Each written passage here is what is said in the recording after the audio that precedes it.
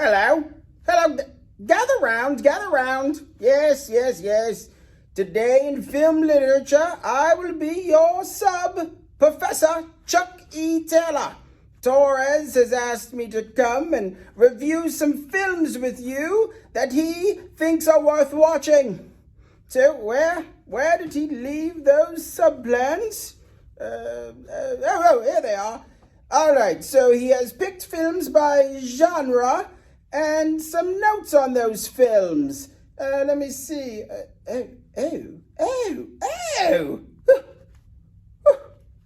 Oh, these movies aren't great.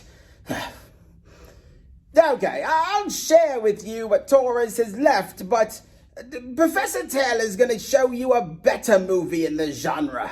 Oh, Torres, the man knows nothing. All right, the action-adventure. Torres, for action-adventure, has selected the movie Black Panther. He credits Black Panther for a prime example of something called Afrofuturism, as well as a very good interpretation of the Ta-Nehisi Coates graphic novel One Nation Under Our Foot, which carries the same Black Panther themes from the comic book to the movie. Now, I have no problem with Black Panther, but a much better action movie that changed the genre would be the movie Die Hard. It took regular characters, not big muscular men, and put them into an adventure and action film. Bruce Willis as the everyman cop, and the evil late Alan Rickman as the bad guy of the film. If you have not seen Die Hard, it is totally worth checking out. Let's see what's next on the list. This man is deplorable. For comedy, he has Billy Madison. Now, I guess Billy Madison has its merits. It's a long line of comedies that come out of Saturday Night Live and characters that were developed in Saturday Night Live.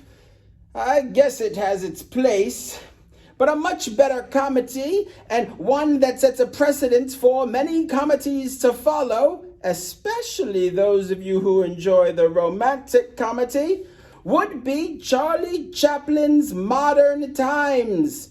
First, Modern Times is the first silent movie to have sound. Sound was recently added at the time that Modern Times was under production, and Chaplin, afraid of the new sound art form and it not matching his character acting style, incorporated a soundtrack to the movie.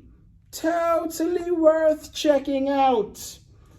Now, next genre. Next genre is crime.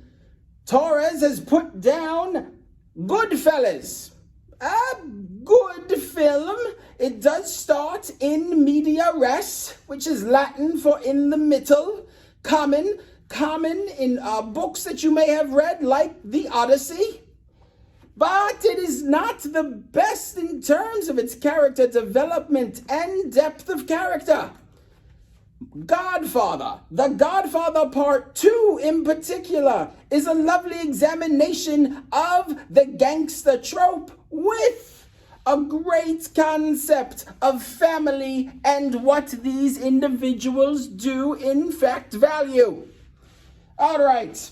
We are looking at cult classics. Torres has picked The Big Lebowski. Well, that's a good movie. Very artsy in nature, yet humorous, and probably does get better with more viewings. However, the ultimate cult classic would be the Rocky Horror Picture Show. The Rocky Horror Picture Show was a grand phenomenon from when it came out. It developed a cult following in major cities and would have midnight showings on Fridays and Saturdays at theaters in these cities. People would throw things at the screen. People would get up and dance. They would do costumes. It was like Comic-Con before Comic-Con became a thing. By far, the Rocky Horror Picture Show is a better example of a cult classic. Next, what do we have? Drama. Torres. The man has picked The Shawshank Redemption for his favorite drama.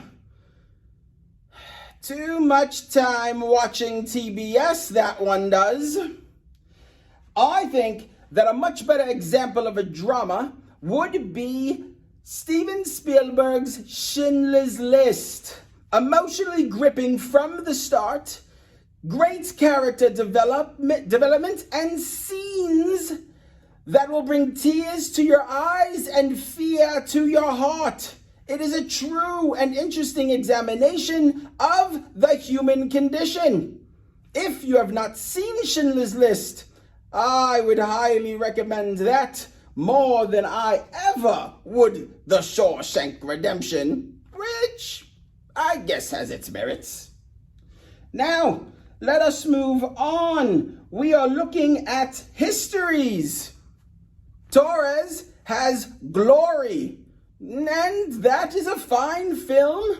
Denzel Washington and Morgan Freeman put on amazing performances as slaves in the 1st Black Regiment to fight for the Union. However, it is not quite the epic, and it does not draw you in the same way as Saving Private Ryan. When Saving Private Ryan first came out in theaters, World War II members or people who were involved in World War II literally walked out of the theater during the D-Day scene because it was too realistic. Saving Private Ryan does an excellent job of taking a global issue, a war of the world, and boiling it down to the characters of 5 or 6 individuals. That, my friends, is genius. All right. Now, horror. Ooh, this category scares me. Torres has picked the movie Scream. Oh, someone's got a feeling that this Torres only likes popcorn films. Scream is okay, and it has its merits.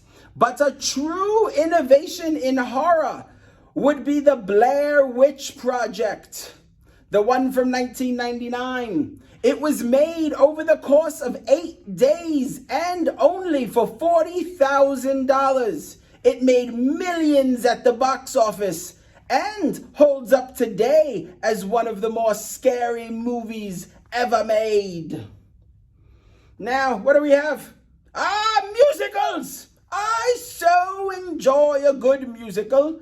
Torres has put Grease down for his musical. I suppose to some degree that makes sense. It has set up the modern musical using pop culture icons like Olivia Newton-John and John Travolta to help anchor a very strong cast of performers, all playing high schoolers when they look like they're in their 40s. Just saying. Where I, on the other hand, would turn Best Musical into The Wizard of Oz.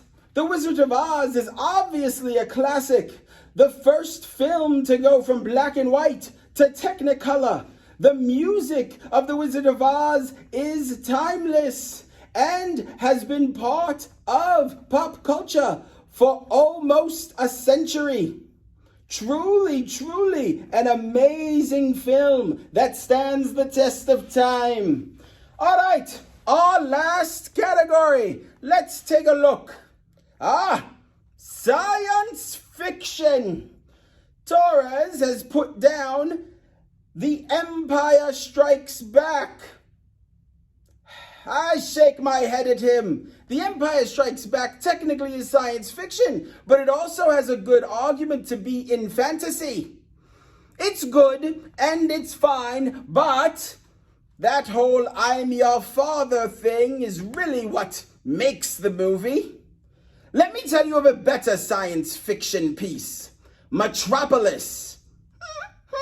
You haven't heard of it? It's a German film from 1927. It's a silent motion picture in the sci-fi genre, and it deals with groups of high society and working class who have to live underground.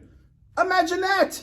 It's a unique examination of what was going on with the technology at the time in Europe, and the concept of a ruling class holding another class down, almost eliminating them, does mirror some events that happen later in Germany. Definitely a movie, if you have not seen, that is worth checking out. All right, I've occupied enough of your time for one day. Now, I believe if you go back to where you found me, there's a discussion question for you to answer. All right, goodbye.